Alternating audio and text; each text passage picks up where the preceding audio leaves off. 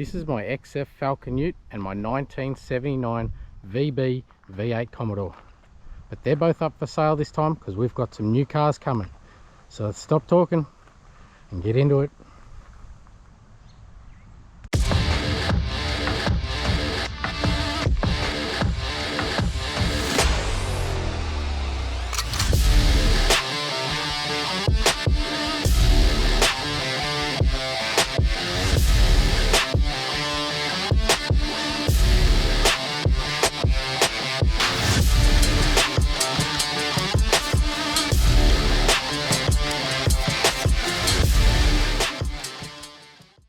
So we've done a couple of episodes on my 1979 VB Commodore, but if you're a newcomer to the channel, I'll quickly bring you up to speed. It's a factory V8 car. It's a 253 or 4.2 litre. And automatic. A 3-speed automatic car. And when we first found the car, it had been sitting in the one spot for a very long time. Not exactly sure how long, but long enough. You can see it was sitting in the one spot for so long. That's the seatbelt mark, where the seatbelt was literally resting like that. And the same again on this side. So she sat in the one spot for so long. I bought the car because it was relatively rust free. Well, except the surface rust. And obviously we did it in a patina style. Just clear coating over the rough panels. And when we got her, she was missing a few parts. The main part was the tail shaft, which asks the question, why was the tail shaft out? Were they repairing the tail shaft? Was it the diff? Was it the transmission? What were they looking for? And you got to remember, this is back in a day which, if they were just going to fix the tail shaft, the repair was probably worth more than the whole car was. So it's not uncommon to find something parked for such a simple problem. So I decided to buy it and dig a little deeper, but in this episode we may have found out. And that's pretty much where we're going to pick up. I took him for an inspection, did fail on a couple of little things, but we got that rectified, and I was leaving the inspection station and... Right from the start, I said I wanted to know, was it the diff or the gearbox? Well, we just found out it was the diff. The diff self-destructed. Still looks good, just not when it's on the side of the road. Not exactly the way I thought she was coming home today. We were literally on our way to get rego plates. Passed the inspection after a couple of goes, and then she's failed. Failed a pink slip, failed a diff. 2 fails in one day, Jesus. Anyhow, I guess that's cars. Lucky it was only just down the road from home. Let's get her home. It might seem like a good idea to change it on the side of the road. You know, it'd be good to watch me torture myself, but not this time. Have done it before. When I was younger in the age, a couple of 100 k's from home, and had to get a diff center and change it in a parking lot. But I'm 12 k's from home. I've got a hoist, and probably the big factor, I've got to be at work at 6 AM in the morning. So not this time. We'll just get her home and get her fixed on the hoist. Cars, unreal. It's half the fun. That is pseudo-masochism at its worst, isn't it? Enjoying the pain of breaking cars. Never mind, it's a sickness. So that really didn't go according to plan. She was supposed to come back with rego plates on, not on the back of a trailer. But check this out.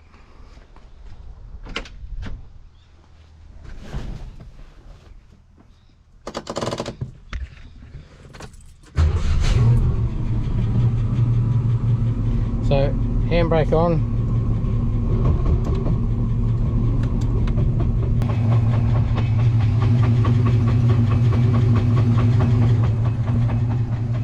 But she ain't going nowhere.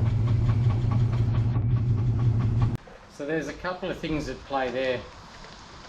Either the pinion is snapped clean off and you're hearing the two pieces of the pinion just clinking together as it spins.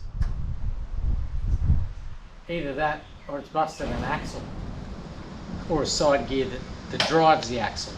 And the way we'll tell is jack him up and an open center diff, if you spin one wheel, the other one will spin the opposite way. And that open center diff, that would make sense having no drive. But anyway, we'll check that. So if I spin this wheel, that one should spin the opposite way. We've got nothing. Absolutely nothing.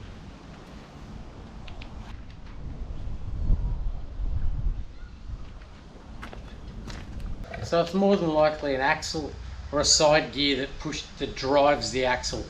In my experience though, if it's a side gear, when it lets go, it takes everything with it. So I guess we'll see.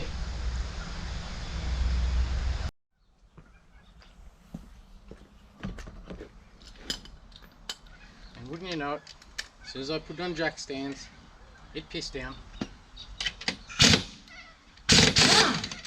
And I know, put it on the hoist, you idiot. No, I just want to see what's wrong with this first. I don't want to put it on the hoist, find out it's an axle and it's sitting on there for 3 days. I've got things to do on the hoist, so we'll just knock the wheels off, knock the back end plate off, see what's actually exploded, and go from there. If the whole diff's got to come out, fine. Put the wheels back on, I'll put it on the hoist. Pull the diff out. But I really have got things to do, so if I can, I'll do it out here. Even in the rain.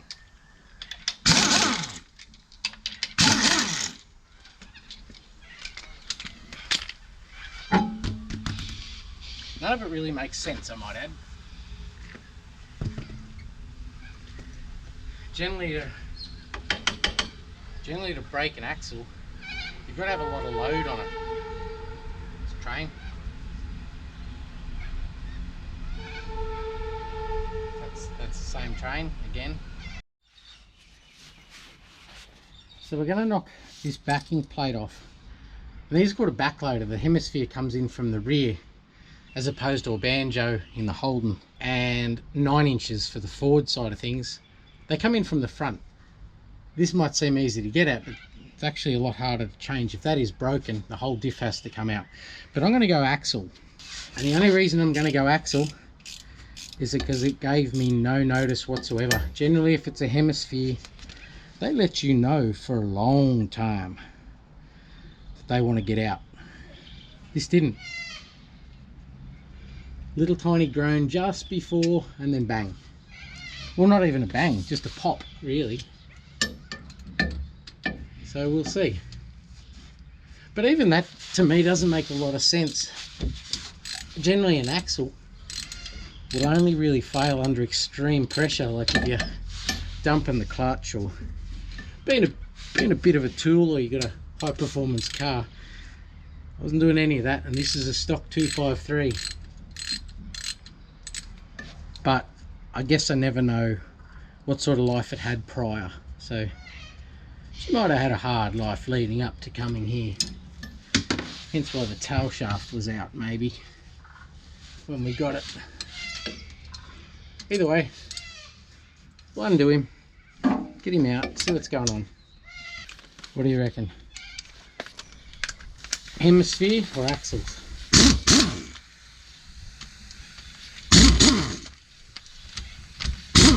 I'm going to go axle, just because it made no noise,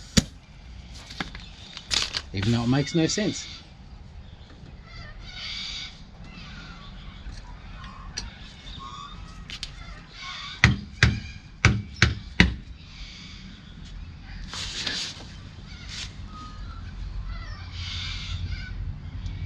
That oil isn't that bad.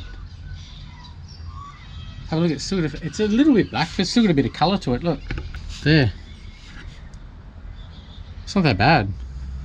Well then why'd it break, idiot? Well, I don't know. Never said I had all the answers. Look. We're about to see anyhow.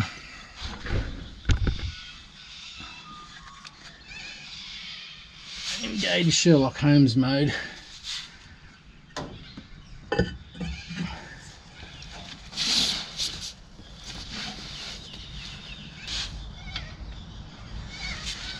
It ain't axle.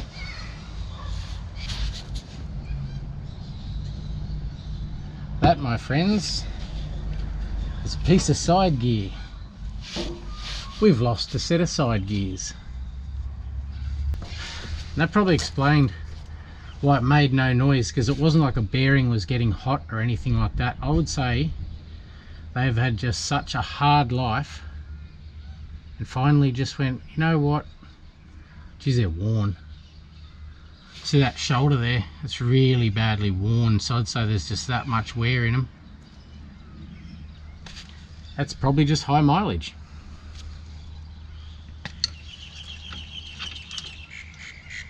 There's the center pin. Let's roll him over. Take a look. Why won't that roll? Roll, I said, roll. Have I got the handbrake on? I must have. Yeah, I had the handbrake on from when I was showing you that noise. Turn that other axle, idiot, while you're out there. Nothing's turning now. Something's got to turn. And yes, the panhard's got a little bend in it. But now that it's lowered, it's actually pretty well centered, so it's like custom. Right or wrong, I'm going to turn that center. I'm not kidding around now. Yeah, fuck. Might have just had some crap stuck in the teeth. There's a lot of shit floating around in there. So that little gear there, well, when that was one piece, should be one of these here, another one here, and both of them are gone. Here they are here. And that's the pin that goes down through the middle. And that did feel like it was locked up, but it's actually moving pretty freely now.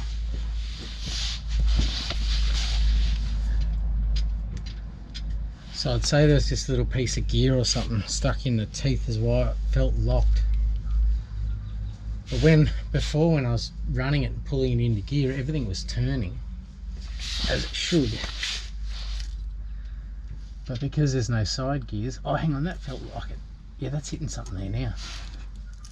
I wonder if it's got a damaged tooth.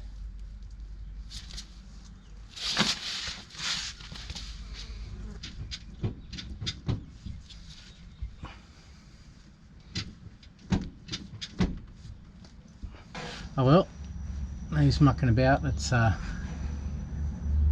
get hot on the trail of a new one, eh?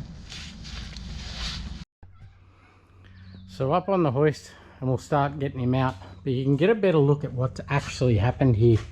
If you see there's a bottom pin there, it's snapped right off. And there should be a gear at the top and a gear at the bottom. They're right on these fellas. They're the side gears.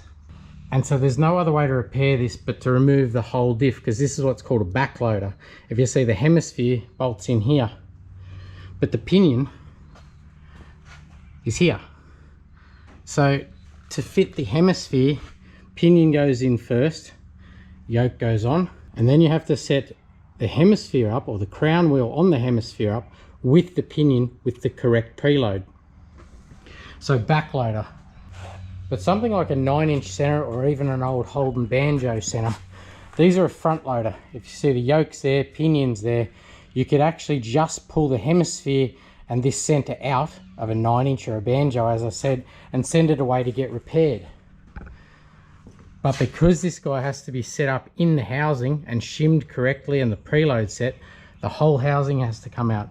So we're going to knock the axles out, pull the whole diff out, and get him away to get it repaired.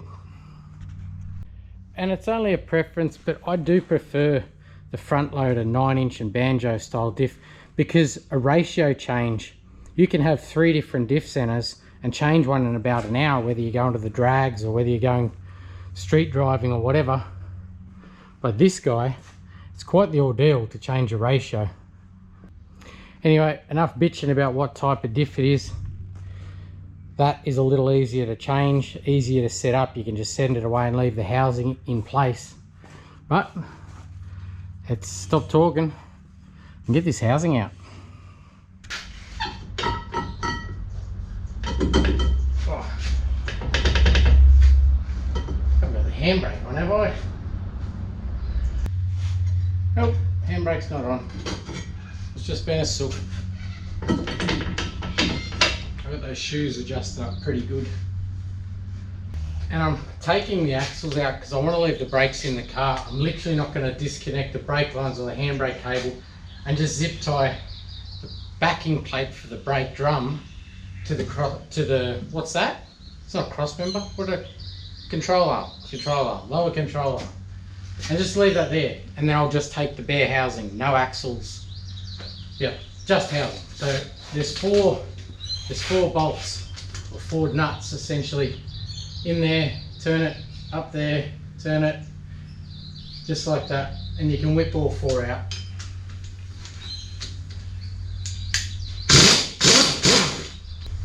If you don't get stuck with the nut in your ratchet on your first one, that is.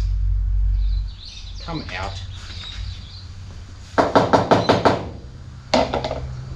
And once the axle's unbolted, you can put your drum on backwards. Sometimes you can just prise the axle out, you know, with a bar or a screwdriver. Sometimes they're just about to fall out. But if you need a little bit of help, spin a couple of old wheel nuts on. Try not to bash at it too hard because you can actually bend the drum.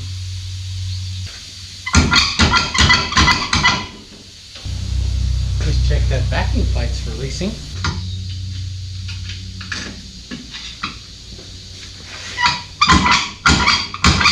Come on. It's coming. I heat that sun gear up.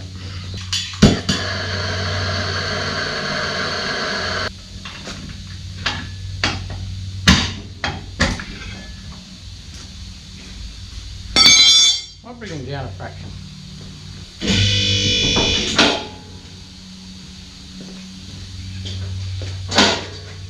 Had him up high. I was getting ahead of myself, getting ready to undo shocks and sway bars and shit. Well, she's not stuck on the backing plate because there's all the backing plate bolts.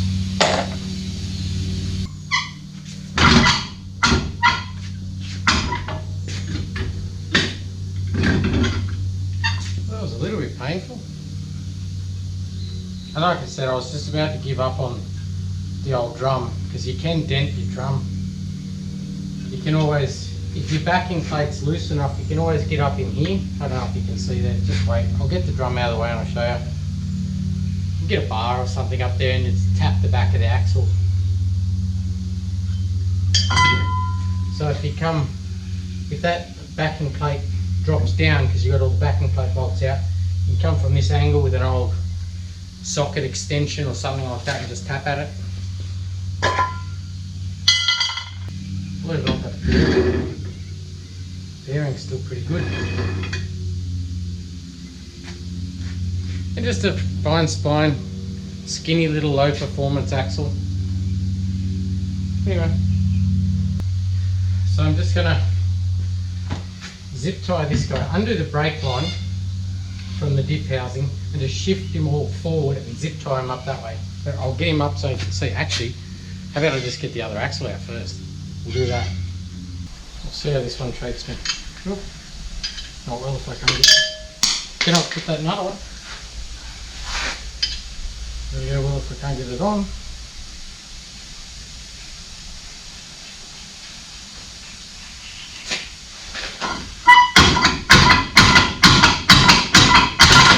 That was better. Less dicking about. Oh man.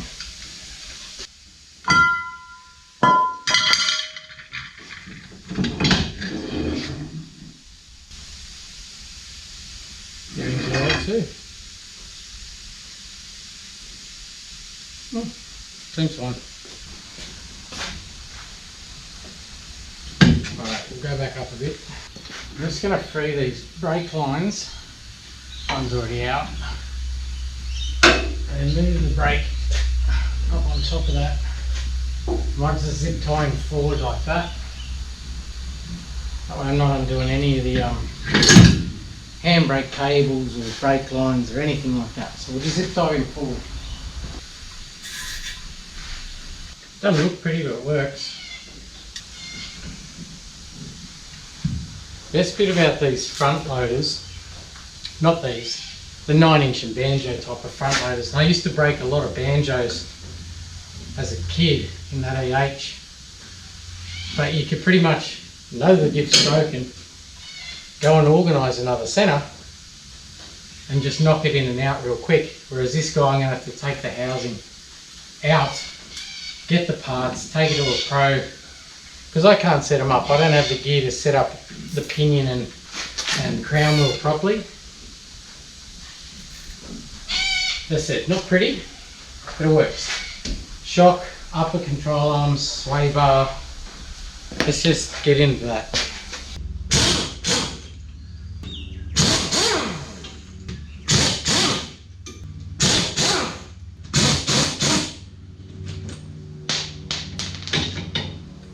I'll just leave him hanging there for a second.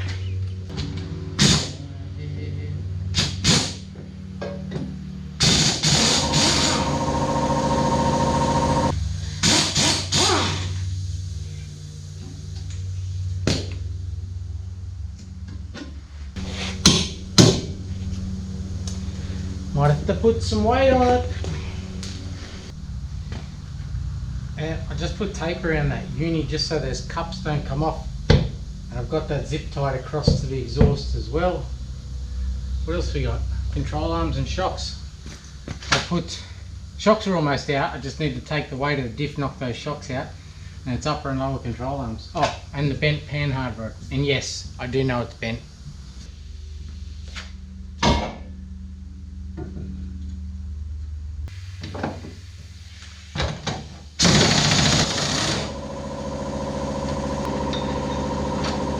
Righto, upper and lower control arms. Might take the lower first. No reason. Can't find the socket. Same socket I had 2 seconds ago. What the bloody hell's that socket?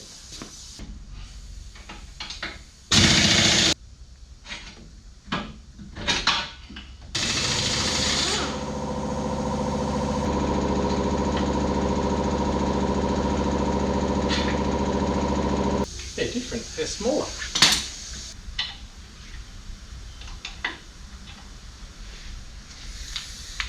Who makes that decision when they're building a car?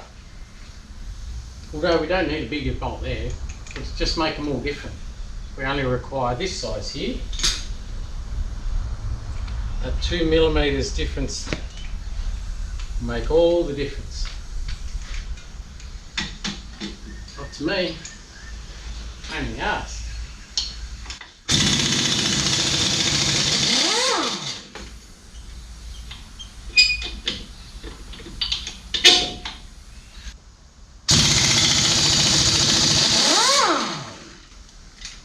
So this, in theory, should be my last bolt. So in theory now, if I take this one out, it should be able to piss off that way and just fall on the ground. But I might try and make him a little stable so that doesn't happen.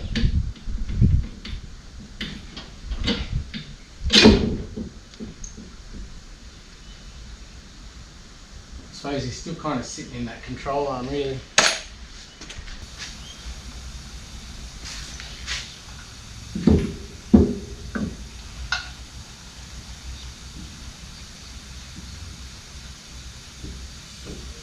Hang on. Right.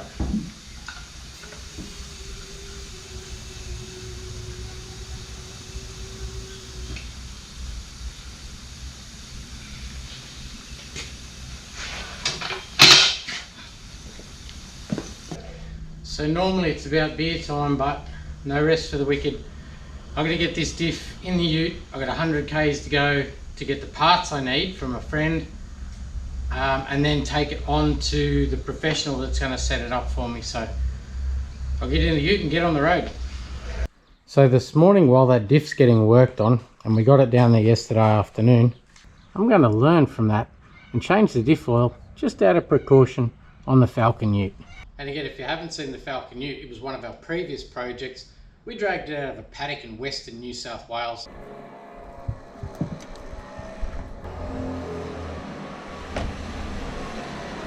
Knocked a bit of ugly off it, put a bit of cool on it. So that one's genuinely dragged from a paddock to back on the road. She's now regoed and driving pretty good. Well, let's go one step further and we'll do the gearbox oil as well. The only downside is the Commodore's on the hoist. So we'll do this with stands and a jack. And if you've dealt with diff oil, you can already smell that through the camera. It's rotten. Don't know why I sniffed it actually. Anyway, it's pretty black. It's actually a funny orangey colour. Orangey, blackish, whatever. And these don't have a drain plug in the bottom of the diff, but there's nothing wrong with that gasket, so I don't want to break it. You generally just undo those bolts and pop the backing plate. I don't want to do that. The gasket doesn't leak, so I'm going to suck it out with my little pump. Oh yuck.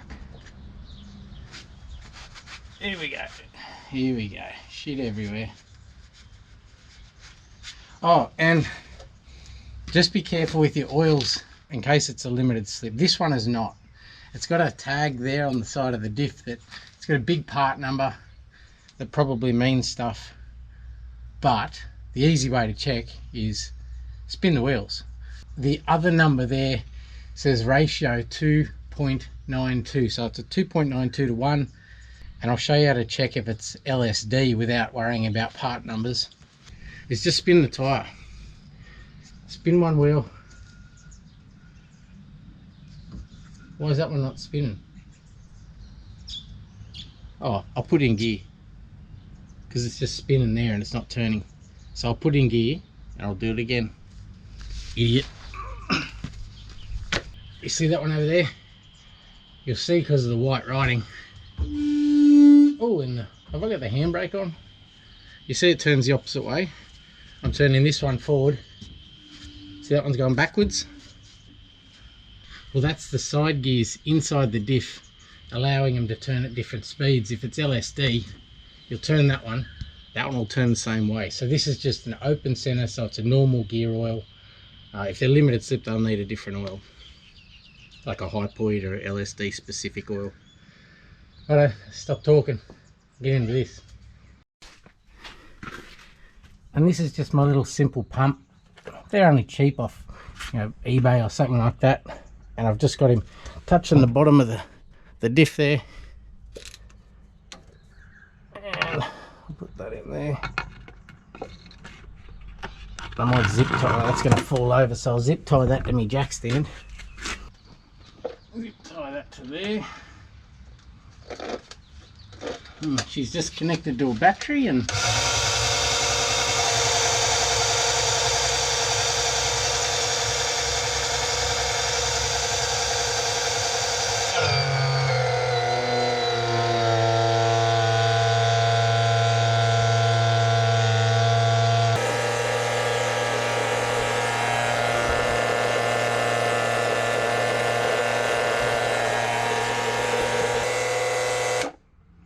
what I probably didn't allow for there is there's probably more oil in the diff than that bottle can fit. Mental note, Michael, bigger bottle, dickhead.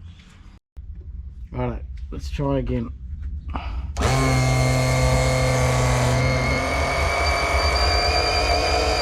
Oh, you're shitting me. All that for that. I was like an extra 100 mils. And I just flush that bit of dirty oil out, and then we're just going to go back in the same way. Just going to pump him in. Where's my little end? There he is.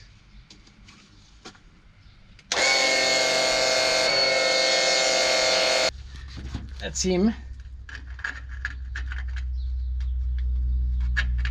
I can get get the damn bolt in. That'd be good, wouldn't it? Cross thread that. Is that? Oh no, she's right. Oh jeez.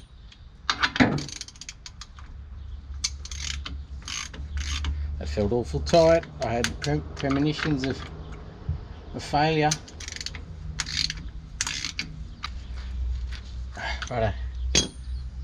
So, alright, we'll let him down, get the jack up the front, might swing him around, get the jack up the front, and we'll do this gearbox. Might use some better jack stands than that though. I don't know if you can see it, but there's a drain plug on the gearbox there. So I'm going to crack it while it's on the jacks and then let it down to level up the box. Because right now all the oil's going to be sitting in the back. So I'll crack that, get a tray underneath it, and then we'll just let him drain. And there's a fill plug above it. You can't see up there, but anyway, there's a fill plug up there. And we'll pump some oil back into it. Anyway, stop talking.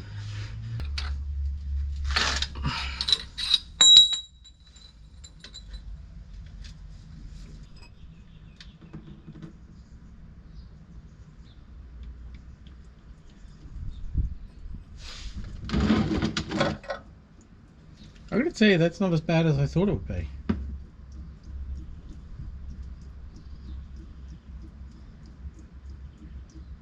Like, that's really not as bad as I thought it'd be.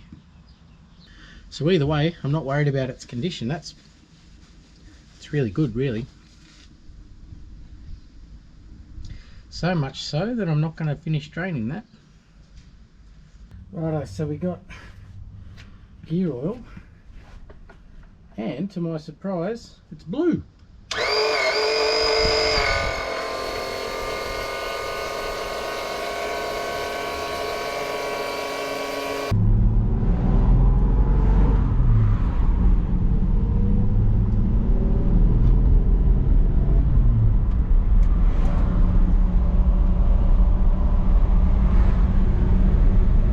I'm pumped with this thing. Everything works, it drives good. That box feels nice, as it should. There was nothing wrong with it. We changed it anyway. Changed the oil anyway.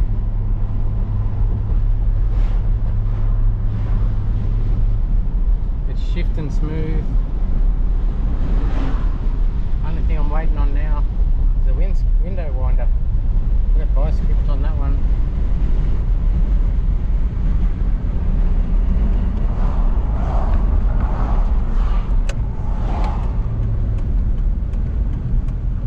Drives good, really. This one's a success story. No fails here.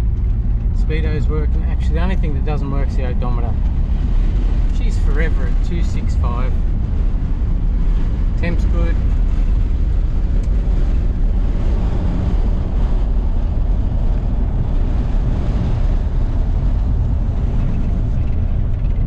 And I think I will put a radiator in it anyway, just to make it genuinely, I don't know, a daily driver. You don't want to be having overheating issues. It's 38 degrees today and everything's running good, but you never know. We might do that anyway. The diff oil, it needed changing. The gearbox, it was precautionary, it was mint, and it feels good now. Shifts smooth, sounds good. Right, enough yakking. We'll get back and get into something else. I'll tell you what, that thing in my view is a victory.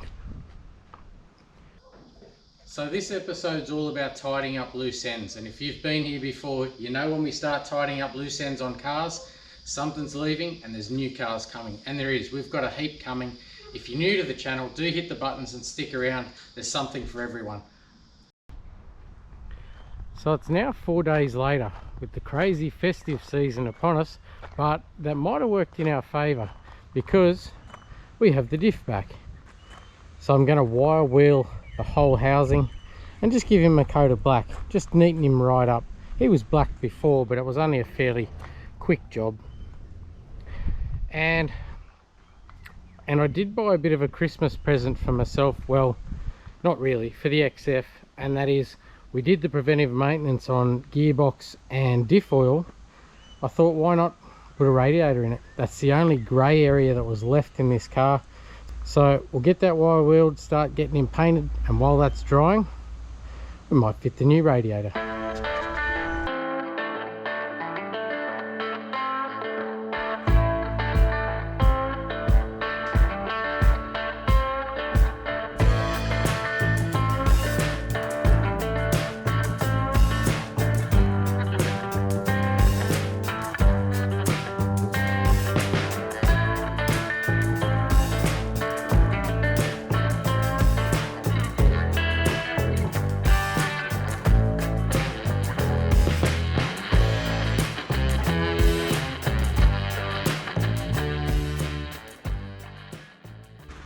Like I was saying, while that diff is drying, we'll knock this radiator out.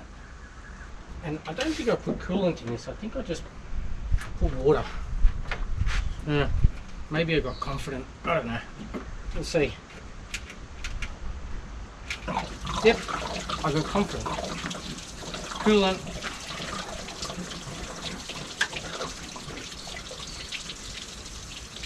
It's all good, I'll just wash it off. Oh, there's not much, it's barely green. Must have been stingy in my confidence.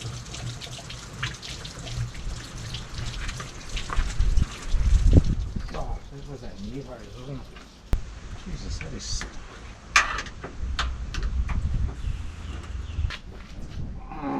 Not now. Is it the same?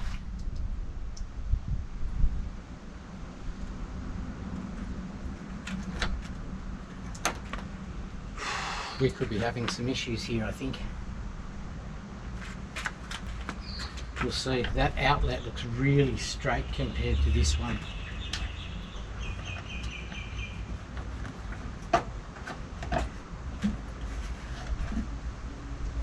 I foresee some issues coming.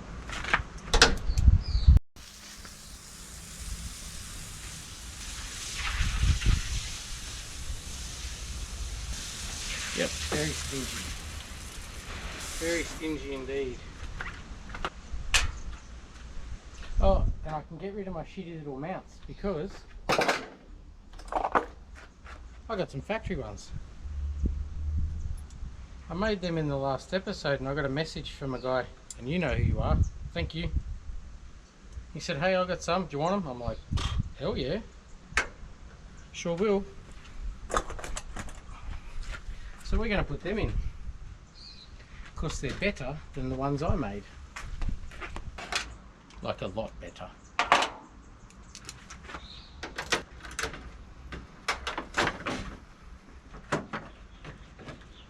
I might have to take the shroud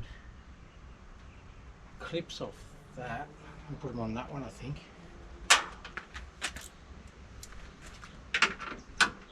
So it was listed to fit XF. That's not, I'm just trying to undo that. That's not even the right size, you idiot. No, not even the right size. Neither is that. What are you doing to me? I bet you I snapped me well and the head spinning. There's my little fancy bracket. They did the job. See you later.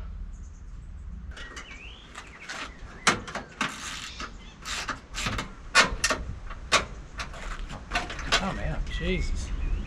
Top brackets, Michael.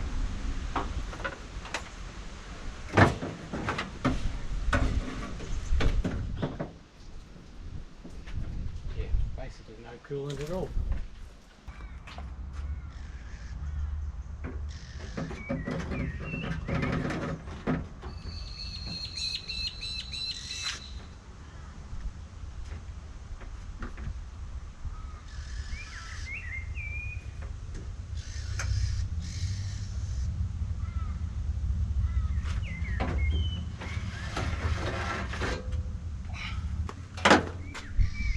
So I gave him a little bit of a trial fit and it fits perfectly.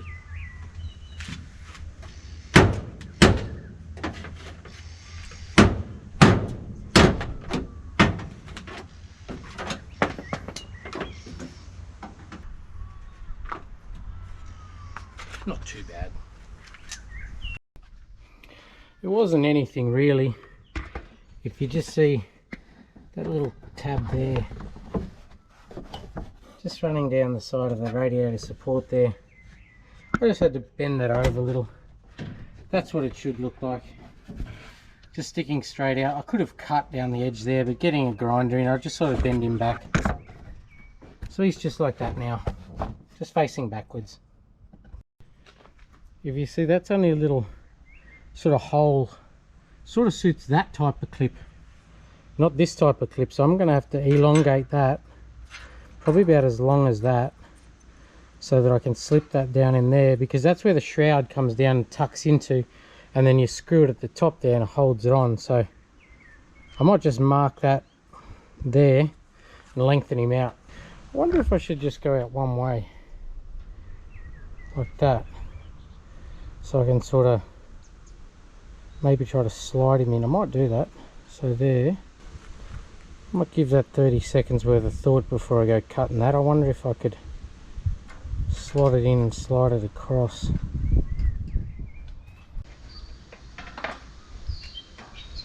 They are not even close to where they need to be. Not even close, not even remotely close.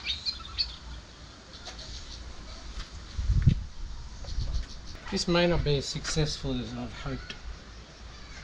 So here's one for you. It turns out these guys I might not even need. I just trial fitted him again, and I've shifted him that way a little so that that outlet doesn't interfere with the battery. I can line that guy up there. I can line that guy up there. And if you look there, the back of that shroud is up against that cross member. It literally can't go backwards anymore. So once it's screwed here and it can't go backwards down there, it's not going to end up in that fan.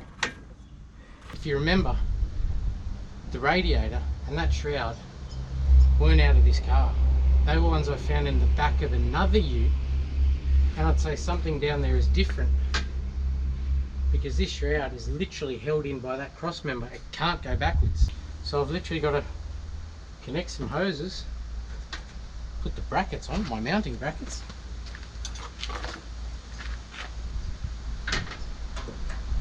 which are mint, and that's it, we're done. So let's do that. Just make sure he clears. And we're away. We put some coolant in. I put a bit extra coolant in it this time. I wasn't quite so stingy. And I just realised I did that whole last bit with safety goggles on my head. You'd think I'd be getting better at this, wouldn't you? Nope. We'll run him for a bit. I just got to put that aircon belt back on. So that wasn't really a full day. That was just filling in some time for the afternoon. I gave myself a couple of days off over the festive break. But tomorrow, that diff's now drying. It'll be done for the morning. We'll hell for leather rip into this thing, get this thing back on its wheels, and get it back to where it should have been, and that's back on the road. Anyway, I'll see you in the morning. We'll get stuck into that. So going back in with this diff, it's just the opposite of how it came out. I'm just going to keep him low till I get those top two bolts in. Then we'll hoist him up, get him in the air and button everything else up.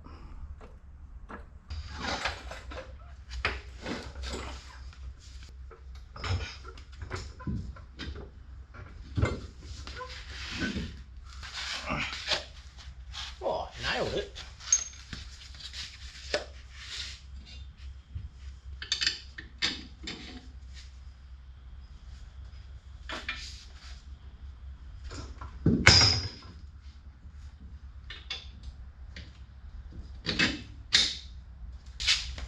Actually, I might try and jam those bottom ones in as well. If I do it now, it might make it a little easier on me. Just roll him forward on that jack.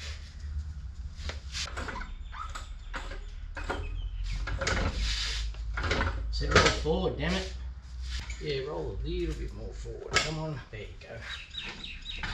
Oh, nailing it. As you can see, I'm still in holiday mode. PPE at its finest.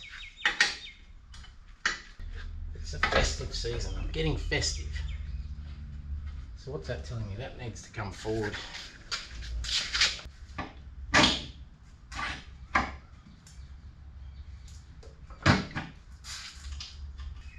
There we are, we're bolted in. So upper and lower control arms. Bolts are in, nuts are on, so let's go up. Go up and get the rest of this done. So just put all the axle flange bolts back in. I'm going to bolt in these axles. Those bearings and everything were absolutely fine on the axles, so they're just going back in. If I can get that bolt in, they are.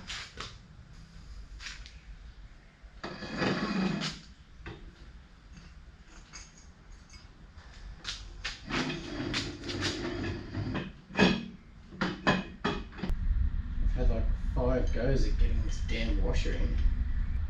Usually you drop it, and that's the last you see of it. Looks like they've got somewhere better to be.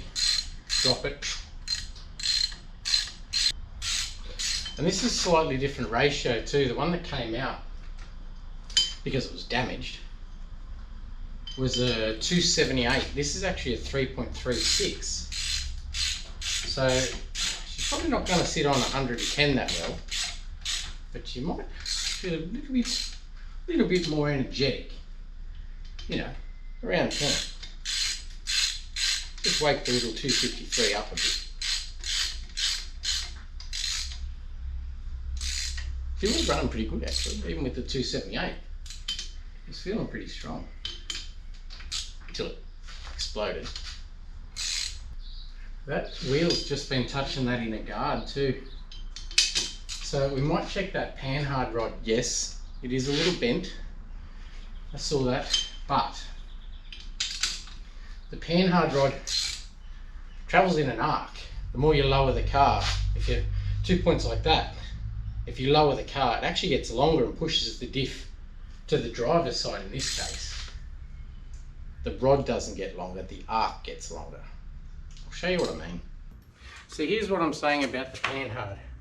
So that's your center, and that's your center of your eye, there. And that's with you looking at the back of the diff. But if you watch, as you flatten the car out and lower it down,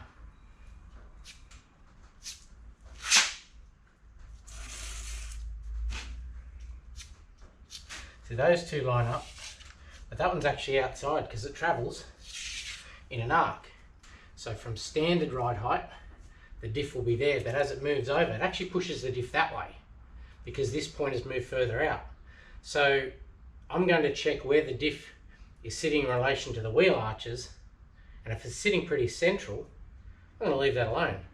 If it is sitting to the left a little, straightening that will push it to the right and make that longer and move it over. But I'll check that when everything's back together.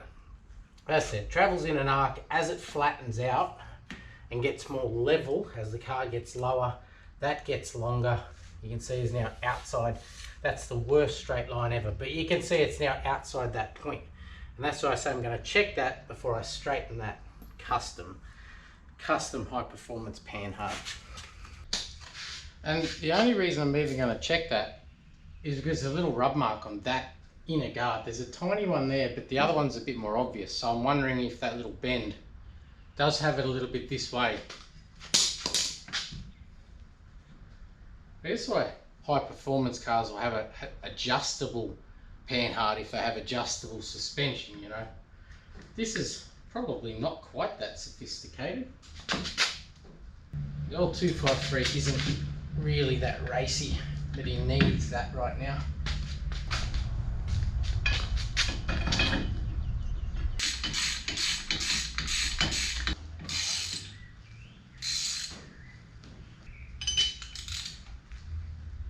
Too many words, Michael.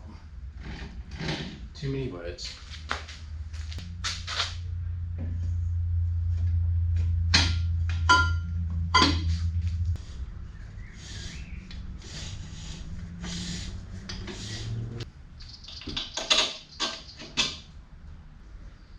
I'm a little nervous wrecking cars when they're on the hoist, because any weight you're taking off this point, you're putting on that point down there, and especially on 2-post hoists, you're really upsetting their balance. So just shift him over and just put the pressure on this to get that shock in, but that felt like it was wanting to lift. It shouldn't, but it did feel that way. Probably my brain playing tricks on me, but I really don't like doing that. I've seen people before, right? They'll get a wheel and a bar and, you know, maybe put it under a control arm and lower the car down onto it. Don't. If you've done it, okay, you've got away with it, stop it. Because any pressure you're putting, as I say, up on this corner, it's doubling the load on that corner. On a 4-poster, whatever. On a 2-post, you're really pushing your luck. You're putting so much weight going that way. Failure can happen. End of safety talk. Says he wearing thongs. Whatever. I just put the brake line back onto the housing here. That's borderline of it. The sway bar, the uni. Put that drum on now that the handbrake. I just lost the washer.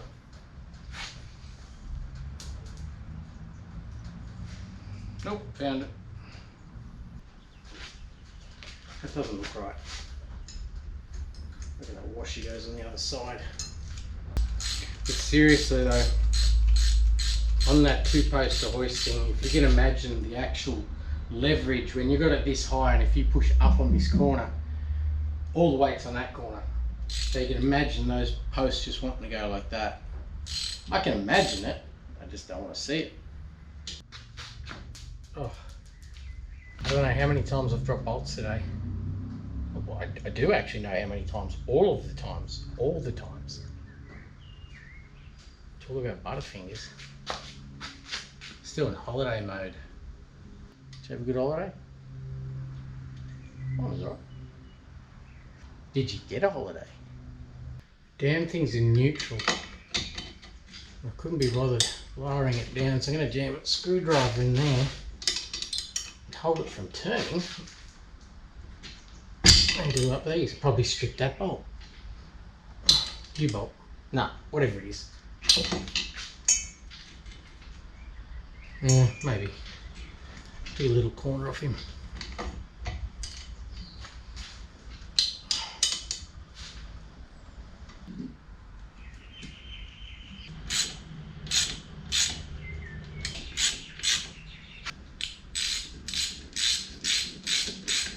Hey, here's a good example of what I was saying with that panhard. See, there's the mounting point there, and there's the other mounting point there. Well, that's at full droop, so as that travels up and these 2 points become level, remember I showed you it travels in an arc. Well, if this moves outwards, it's essentially doing that. It's going to take the diff that way. That's why I'll sit on the ground, check out that panhard. Actually, I'll tell you what I'll do, I'll put that end on now. And this will kind of give you the idea of what I'm talking about. Actually, that bush isn't great, so I'm going to ignore that. It's a couple of minutes to pull it back off. I might order a bush and remove it. It's only 2 seconds to remove it.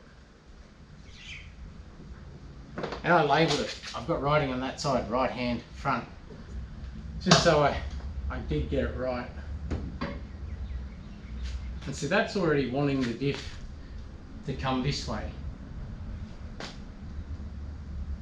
That might work okay.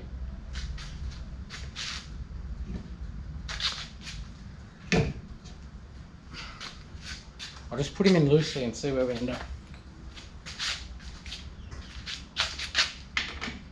Right. So I had to rest it that way to get that in. We'll see, it might work okay, it might just travel out a bit. Might want that bend taken out completely, I don't know.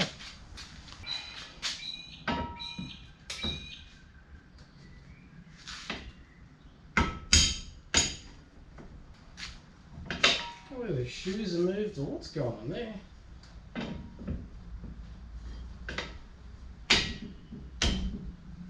going to have to back the brake off though. And there's There's little brake adjusters behind the wheel here. Clockwise adjusts them in, anti-clockwise pushes the pads out.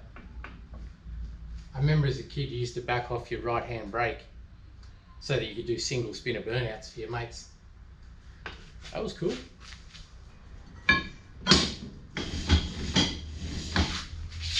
Done.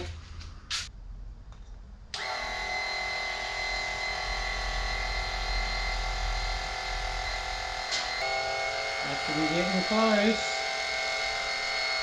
That's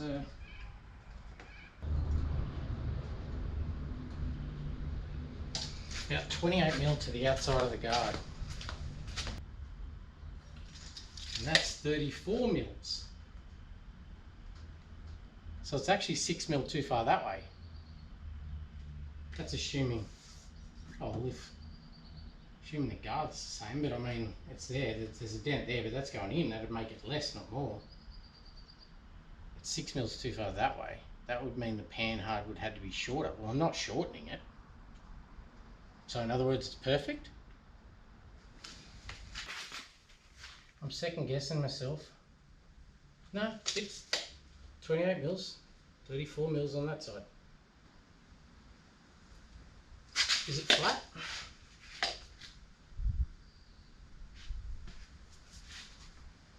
The bend is staying in because if I straighten that, it's going to come this way.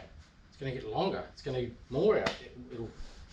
That doesn't explain why it's hitting the inside. Maybe I just went down one gutter on this side or something. A driveway. It's the same gap, basically. Same gap. Don't care. Good enough for me. The bend is staying there.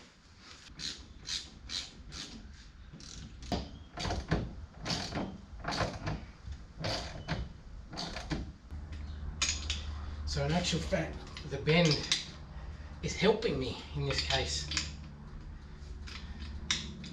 If the bend wasn't there, what's it going to be? 10mm, 12mm? It'd be more significant than it is now. My custom panhard rod.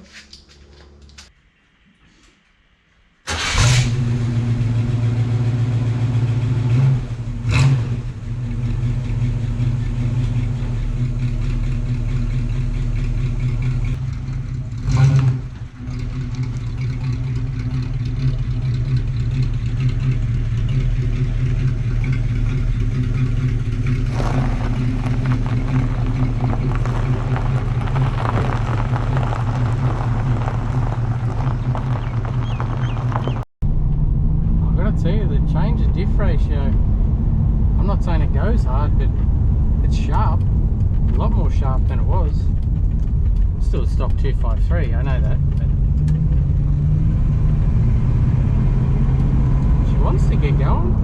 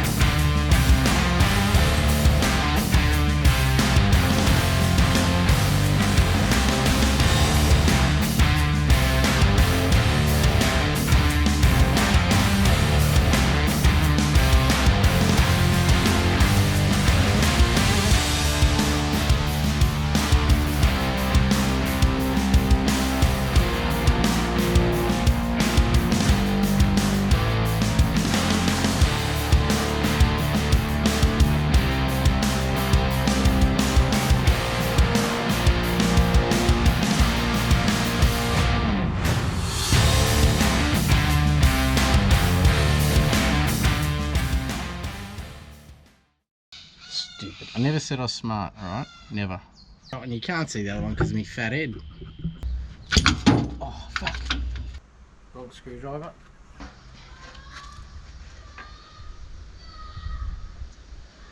Wish that kid had shut up. Festive season going on. I got festive. And I give myself some time off over that fucking dog, seriously. Oh, is that all? Look at that. All over again. That's terrible. So by the time you watch this, both of those vehicles are probably sold, and it is a little bit sad when I have to sell some. But like I said, we've got a lot of new cars coming, and you never know, we might see an old friend back as well. So do remember to visit backshed.net.au. It does go a long way to help us get some of this junk back on the road. And anyhow, I'll see you next time, and thanks for watching.